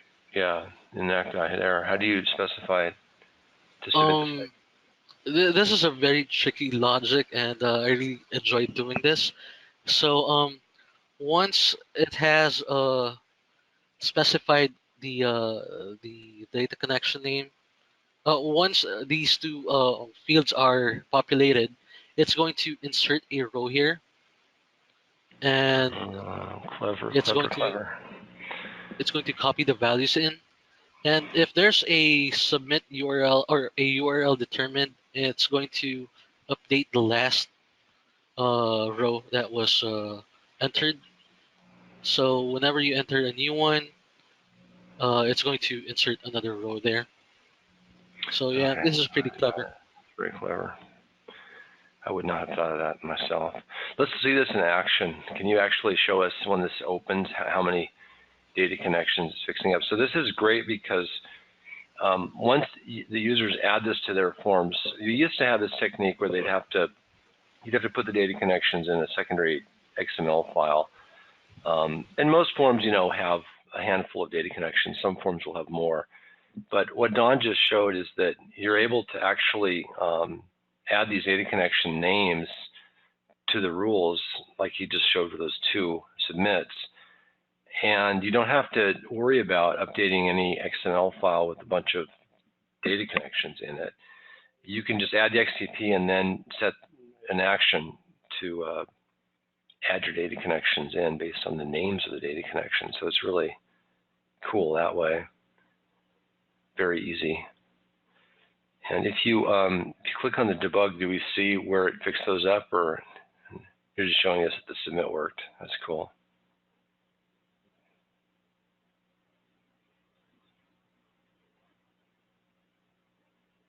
Don, are you there? About that, I had myself muted. So what I just did there is that I submitted to the old library.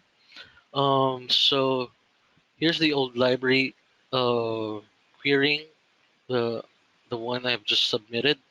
Now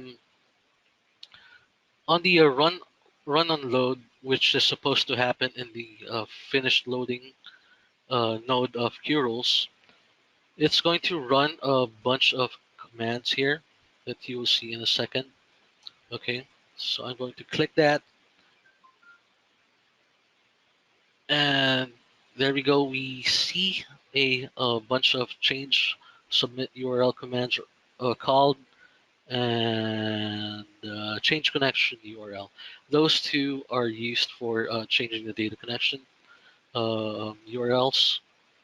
And if I try to query the old old library and look for the file I submitted, it's no longer going to be there since this is now querying the new one. And if I click on that, it's supposed to capture the data from the new lists and libraries. So it's no longer connected to the old one. That's great. So you're actually showing, normally the forms would automatically do the fix up on load, but in your case, to show the technique, you're opening the old form with the old data connections in it, which still work because you're on the same site. And you're showing then via this button what it's actually doing on load. And Right. it's basically fixing up all those data connections. And now if you hit submit, it's going to go to that new location, right? Right, that's correct. Okay. So I think this is really wonderful, Don. I'm really happy to see all the new improvements you've made to this tool. I'd just like to, I know we've gone a little bit long on this second part of your demo, first one being the auto logout, which we went long on too. And this one too is really, this technique, the dynamic DCs, is something that we add to every single form that we upgrade to FormsViewer. And the reason for that is that it reduces maintenance because it's sensing where the form was published to using that get input parameter command, which is unique to FormsViewer. It's a QRules command. We can get the URLs /key parameter, which specifies the Sharepoint host URL. In fact, Don, if you want to take a look at that URL there, can you just copy that URL that you have on top into Notepad and show them where that parameter is? This is enabling us. It's right there at the top, actually. SP host URL, right after the view, and of course it's encoded, all the slashes and whatnot. But we get the location where the form was opened, and then we use that as the base to fix up all the queries, submits, and user profile service queries, which are slightly different. And because of that, there you go. That was fast. What did you do? Because of that fix-up, you can take a form. Once you've done this to one form, you can migrate it from, like, say, dev to production with minimal effort. You don't have to do anything, really. You just take the form, you move it from one site to another. And that's where the main maintenance savings are. That's because you don't have to change the data connections ever again. It'll automatically sense them. You do have to, at the very initial time, add the XTP to your form and specify the data connections. And whenever you add a new data connection, you will need to go into that action on load and add the name of the data connection there, so it fixes that up too. Let's quickly recap this and just make sure that everyone understood this. Brock, if you want to give us a chat out, let us know if this made sense to you. I don't know if your forms actually have it. I know, Chris Forrest, your forms have it. Chris Miller, I know your forms have this technique already in them, so you're familiar. Sri, you haven't seen this before. This is all new. And I guess, Caroline, you've probably seen this in a previous training class that we did, but I'm not sure if it stuck or not. Any comments on this, Caroline? I don't remember if I've seen it, but I have not used it. Yeah, so we're making this easier and easier, just like we did the Authy. Last year we were talking about Twilio SMS text, and we found that one vulnerability. We improved that with Authy XTP, made it easier to add to your forms. And Don has gone beyond the call of duty to make this XTP even easier for you so that you can quickly add it to your form to fix up your data connections. That literally should take a few minutes per form to add this, configure it, and then that form is migratable until the cows come home, or whatever you say, right? I mean, forever. Because unless of course, you add a data connection, you have to add the data connection to the action there at the bottom. But the form will be migratable from one site to the other, and we'll never have to worry about these hard-coded data connections again because they're dynamic.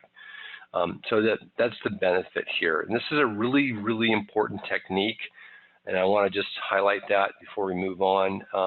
Chris, I saw you unmute yourself for a second. Did you have any comments you wanted to make? I just want to question, should we go back and, somehow upgrade to this so that, further updates down the road are much easier? Yeah, no, that's fair. I totally agree. We should do that. But I don't know if we'd have. I mean, you could say, well, Patrick, you guys keep changing these things. I got to keep, that's causing maintenance. I mean, you don't have to because you've already got technique that works. It's just that in your technique, you're using that old XML file approach, which require that you export the XML file and open up a notepad and add a new data connection, right? Which isn't that hard. So I don't know if there's a huge value prop of upgrading. It makes it simpler. You don't have to do that export. But if you're not going to change the form anyway, I wouldn't bother. Well, right. I mean, that is true. But I'm just thinking, for clients going forward or something like that, to clean it up and make it better. Yeah, if you're making changes to the form or you're creating a new form, I definitely think the new XTP is better. Since it just makes it easier to add those data connections the first time. But if you've already done it for an existing form, obviously you don't need to save that time because you've already done it. So that's a great question, comment. Let's see. Anyone else have any comments on this technique here? We're at the top of the hour again, and we've got a few more minor demos to go. Don's going to show any comments. Chris Forrest in chat. I don't see anything from you or Brock. Sri, did you have anything worth commenting on here? Do you want to, anything, did this make sense to you? No, I mean, I will have to work on these labs to even get a in detail understanding. I mean, I just got a general idea, but yes, it's a little overwhelming right now. No worries. I know it's difficult to do these online meetings because people get distracted from stuff. But I mean, the point of the dynamic data connections is to make your life easier with your forms by upgrading them so those data connections never have to be changed again, regardless of where they go, where the form gets migrated to. So I definitely think we should do this with your learning lessons form. It'll make it easy. This is a great lab to do for that. In fact, if you're gonna pick any of the stuff you're seeing today, you saw the Authy stuff. That's pretty advanced. You saw the auto logout stuff. The auto logout stuff is good for forms that are really long. In your case, your learning lessons form is pretty short. So this would be the perfect lab to start with on that form, the dynamic data connection one. Yeah, sure. Yeah. Great. Okay, so I'm going to switch back to, I know you've got a few more things to show, and mainly what we're going to show next are there's a bunch of controls here that we're going to add. Don already showed you this control, but we didn't look at the comments and the debug section and the other stuff. So we're going to switch back to Don. You're going to talk about that briefly, and then we're going to try to close out the day's training demos. Don? Hello, Patrick. Can I ask a question? Sure, Mika. Okay, I want to ask Don a question. A scenario where you have two companies. A company is using SharePoint 2013 on premise, and the other company is using Office 365, and the two company merges as one company. So how can and they want to migrate the contents of SharePoint on-prem to SharePoint Online. So how can this be done? Since there are two companies and they now merge as one company. One is using SharePoint 2013, the other is SharePoint Online. We've done this in the past, wherein one of our clients migrated from on-prem to 365, And what we did was uh, we had the client create STPs and send it over to us. And I believe Jimmy created a tool which would convert the STPs into STPs that are for O365, so you could recreate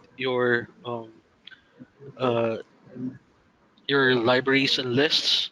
And then Okay.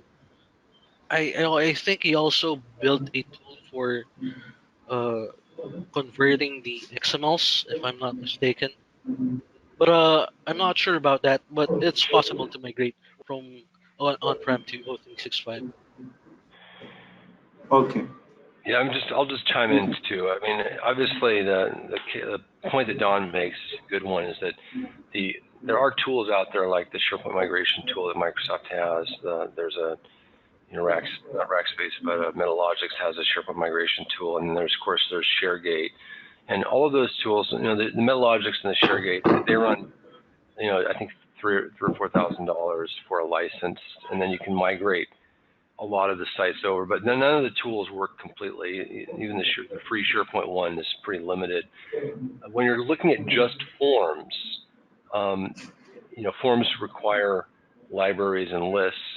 Typically, they're using those kinds of site assets, and sometimes they'll use user profile service.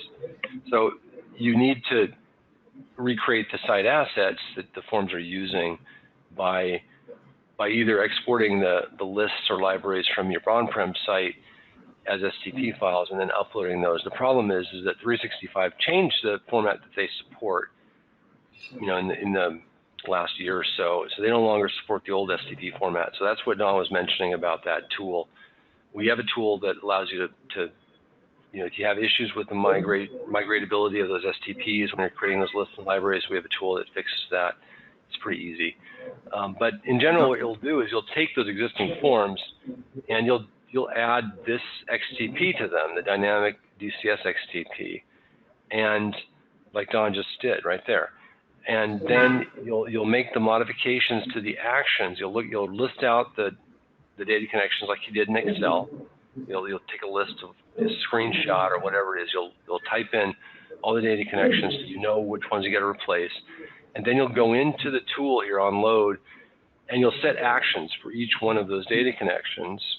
Let's say you have 5, so you create 5 actions to set those, and then you're done. That form will then, you can publish that form out there. You can actually upload FormsViewer, and FormsViewer will open it, and it will automatically on load detect where it's open from. Now, when you're publishing it, if the publish process detects an old data connection, like a URL from a previous on-prem installation, then the publish wizard itself will try to help you fix that up as well.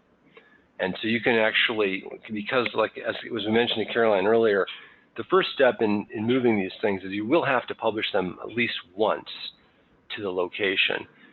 So that's going to require that you go through the publish wizard, and the publish wizard will try to fix up the data connections. And you know, but aside from that, you know, you can also use this this dynamic technique. And in the future, the publish isn't going to be required, and so this will become even more relevant because you'll be having to move forms from one place to another, and you won't be publishing them. You'll just be uploading them to FormsViewer. It's a good question, Mika. You know, Chris Forrest just went through this process, I think, a month ago or so. Chris's company had 2 forms that we upgraded, and there's some animals in the background. Don, you're still muted. Do you want to quickly show the rest of the demo? Okay, thanks, Patrick. Okay, for this demo, now I'll be showing how easy it is to add the XCP and configure the logic. So all you need to do is click on the or add the dynamic DCs custom control, and then from there you have to configure the key roles. Just have to follow the commands here or the steps here. Okay, here I am going to add an action, which should be the first action before anything else runs, because we have to change the data connection first before they query anything from a library or list. So I'm going to put here run dynamic thesis, and then we have to set this field to the value of go. Okay, we just need to set that run and load there, and then configure the curl centralized logic. Let me look for that. Okay, for the first one, you have to set up the command to point to the actual command node of the curls, and set the others here. Result. Okay, same thing with the others. Success and error node. Okay, the next thing that you have to do is configure the data connections. So having your data connections listed comes in very handy, since all you need to do is declare the names of the data connections here. So I'll just move this aside and set the values here. Okay, so if usually you just have one library submit, so I'll just have to set this one to the name of the data connection and set the library name here. Now, since this form uses another one, and this is just a proof of concept that it works, I'll just add that here and type in the name of the library. Now next, we have only one mapping to submit, so I just need the name for that. And the URL is automatically set on form load, so you just have to leave that as is. For the query libraries, we have two queries here, so I'm going to set the first one to library companies and set the name of the library. We also have contacts, and for the list, just the same thing. So it's really easy. As you can see, I am already migrating to a new site. And for the get user profile, you just have to declare the name of the get user profile name data connection. But since by default it's usually get user profile by name, so we'll leave that as is. And to double check where this data is querying, or where the data connections are querying from, you can see that here that it's querying from a website under the Dawn subsite, which is my test site. And I'll just save that as, okay, I'll just type in my name, tab2, and I'll upload this to the current one. Okay, so it's this one. Update. Okay, upload anyway. And there we go.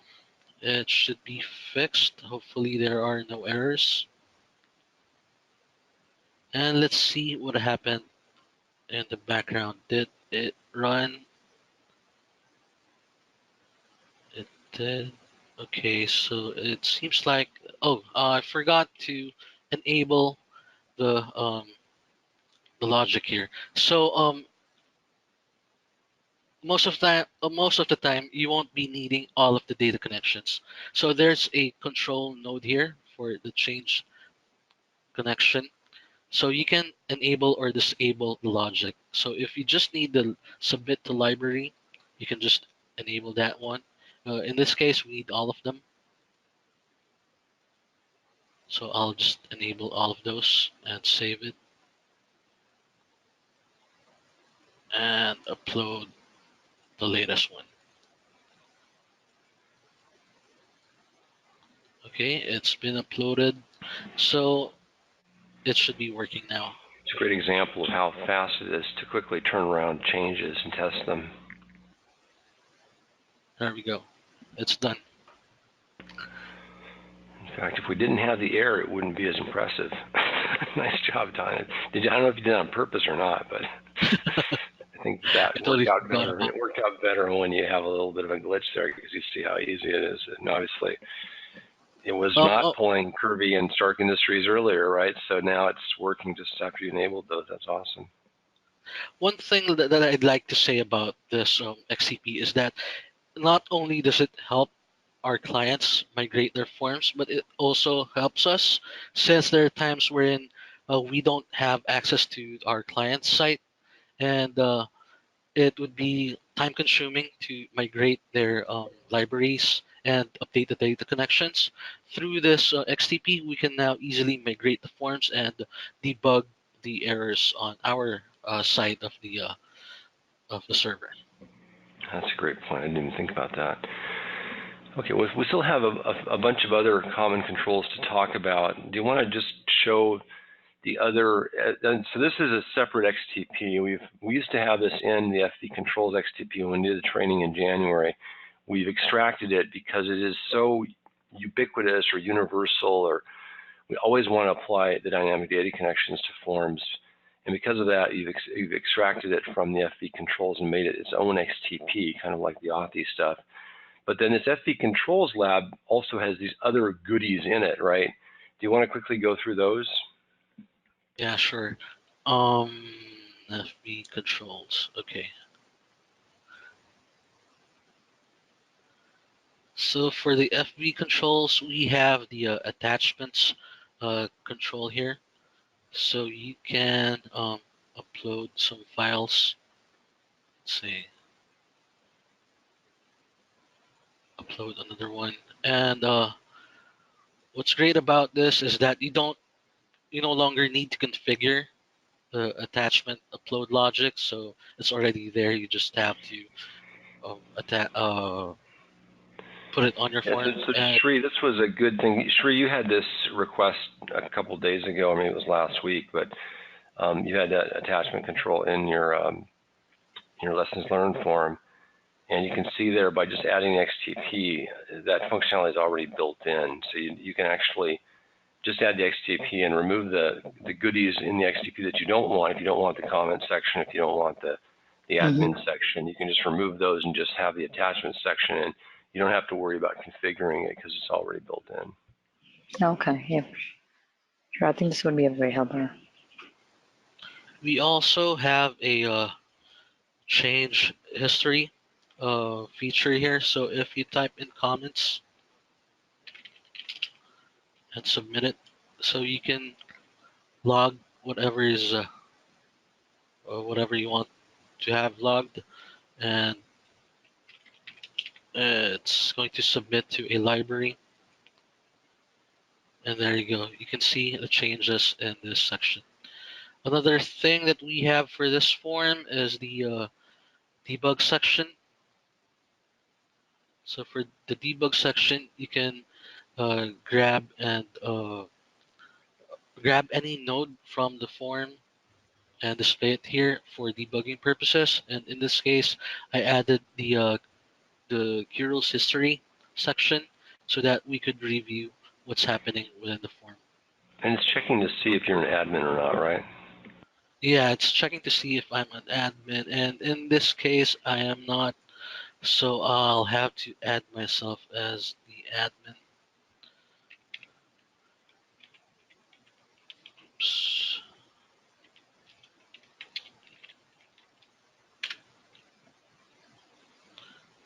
Okay. Admins.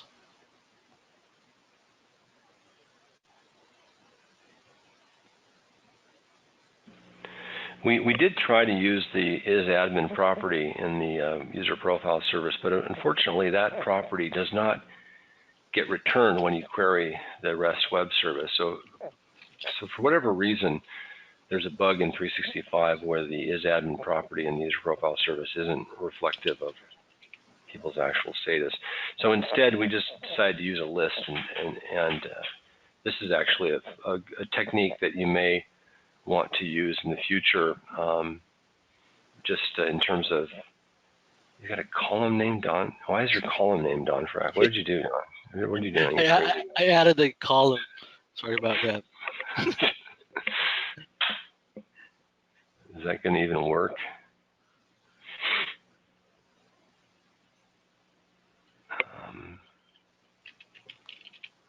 Demo Meister. Okay, well, it probably doesn't even care about that new column. It just cares about those two, the title and the admin, right? Right. Okay, we're just waiting for it to finish.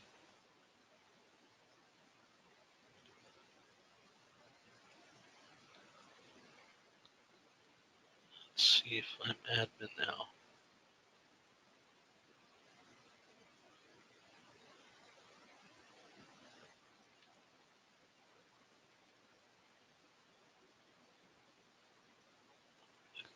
I'll just refresh it and try to add myself again.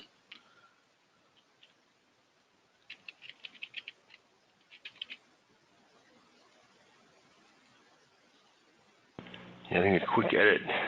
I guess they both should add you with all the profile information that it needs to detect you. There we go. So there's a show admin controls here. Okay, so great. Yes, that control is really something where we're just showing your user profile information, but for most people's forms, that would be like an admin section where you'd have approve and reject or whatever. And then you can control who can do those operations just based on that list, which is really clever.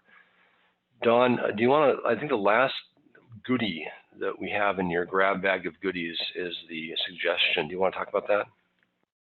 yeah, the for the suggestion, I have to grab the where is it? Can you just demo it first? Okay. I have to update this.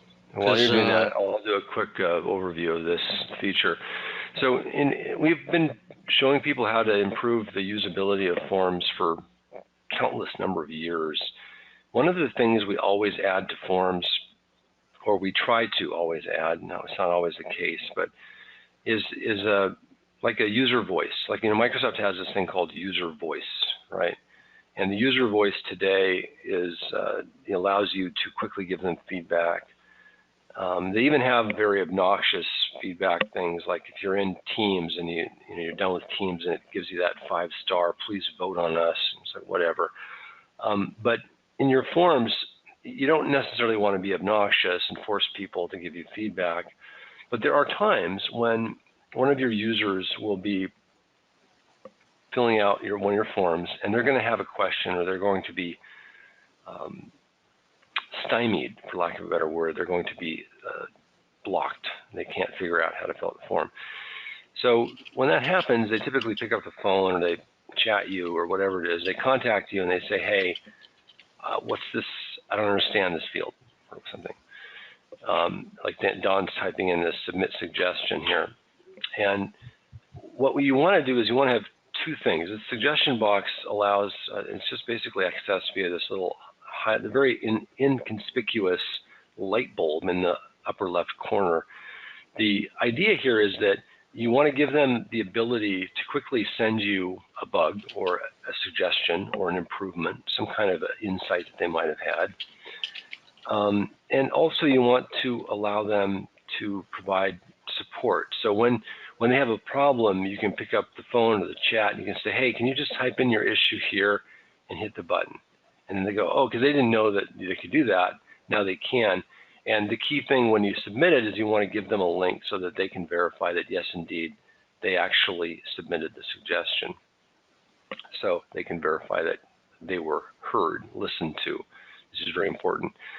So this suggestion box is useful in those cases, and it's a great thing to add to all of your forms.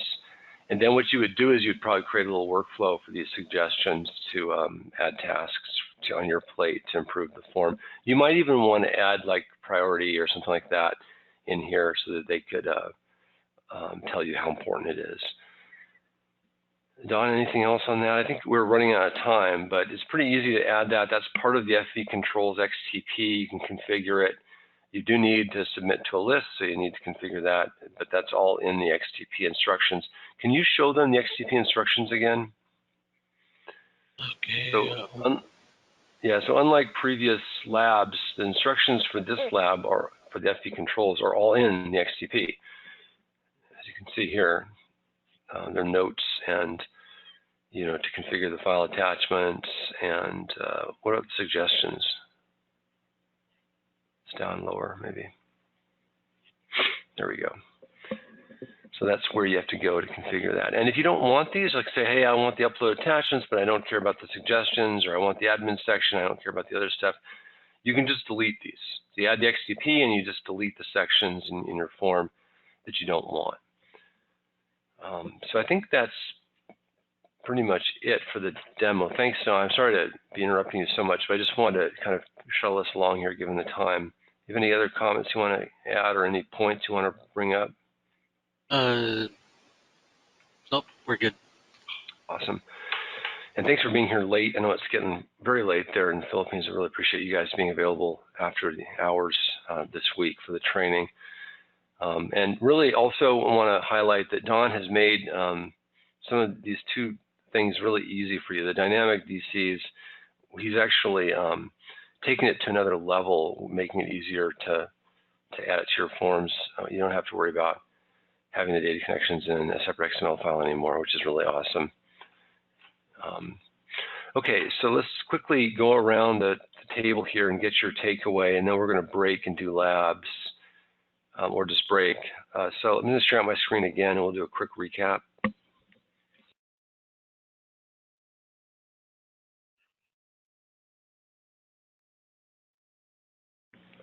Okay, so today we looked at we looked at 4 things, well, more than 4 things. We first looked at the Authy stuff, and Kirby demonstrated the Authy control that you can add to your forms. This is a separate reusable control. We talked about the pros being better security and external access, reduced license cost. Then we looked at the auto lockout feature, which is part of FV controls, and Don showed how that was implemented behind the scenes, and that's one of the goodies in the grab bag of FV controls stuff. So then we switched back and talked about dynamic data connections, so a little bit of a confusion today on that, but dynamic data connections is a separate reusable template part. Then we came back to the FV controls XTP that has the auto logout in it. It also has the debug section, the admin section, the upload attachments section, the change history for auditing, and the suggestions. So you've got 5 goodies in that grab bag. And we showed you those goodies. And now it's time for us to quickly share a takeaway. So if you don't want to talk, and you can type in what you thought was cool, that was great. That would be great. I know, Carolyn, you have audio, so I'm going to pick on you first again. And any takeaways for today? My brain hurts. It's a lot of information. A lot of cool stuff I'm anxious to try. Yep, great. So did we overwhelm you? Did we do that? And was that a bad thing? Should we? It's not a bad thing. I mean, you go through it really fast, but I like that you can, show us so many things that are possible with FormsViewer really quickly, and then I can dive into it on my own. Cool. Glad to hear that. I mean, we don't want to blow up your brain, obviously. That would not be good. So, we're not into the 1980s scanners or whatever that movie was where you, sorry for the visual, but yeah, I mean, if we can lighten the load, the cognitive dissonance in any way, please let us know. We always have this trade-off between showing too much and showing too little, and because we tape this and we make it available after the fact, we always err on the side of trying to blow up your brain. So thanks for bearing with us. Chris, feel free to, if you're still there, just go ahead and send us Chris Forrest, your chat there. Chris Miller, did you have any comments you want to give us here? Is your brain hurting? Yeah, my brain always hurts at this point of the day, but yeah, nothing, you know, to add. No. Okay. Anything that caught your eye that you want to use that you're not using today?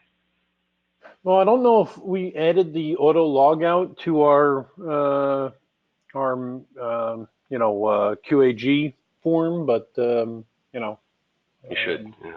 Yeah, might be a good idea because of the, you know, the people not being connected directly to our system like they normally would be.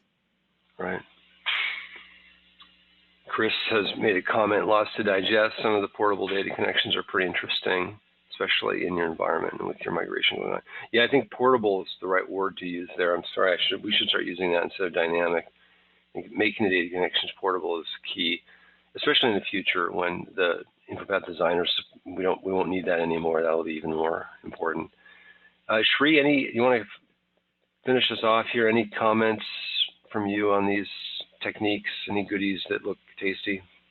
Yeah, I think the Authy and the auto logout would be a good thing for our capital appropriation, to be able to sign off on the phone and approvals, and definitely the other goodies like those controls for our other applications. So I definitely will be using those, so I can see some of the scenarios that we have that I can make use of them. That's Extra awesome. controls and yeah, yep. Thanks for being here. And once again, this is all built in. There's no extra costs or anything to this stuff. We're making this class available for free to you, and all these techniques are also part of FormsViewer. So if you've got FormsViewer, you can do it. So tomorrow, just to give you a quick preview, we are going to be talking about, actually this slide's old. I think we haven't updated this slide yet. So tomorrow we have new content for you, and I believe, well, we'll talk more about tomorrow, but we look forward to having you tomorrow in the class. We'll start again at the same time, and if you do get a chance to look at those labs, please do, and come with your questions. We'll look at those first in the morning, and you know, we're going to be talking about more new features tomorrow. I'm trying to find the actual slide that has the new features on it. Sorry, I don't have that in front of me. But, and I will stick around here for another 30 minutes, just in case you have questions. I do have a meeting in about 27 minutes, so I'll be muting myself and stopping the recording. And we will get the recording fixed. I think that we're going to try to remove Kirby's private information and my phone number. And we'll upload that later today to our Hightail site, and then we'll scrub it and put it on YouTube next week. Any questions or comments before we stop the recording?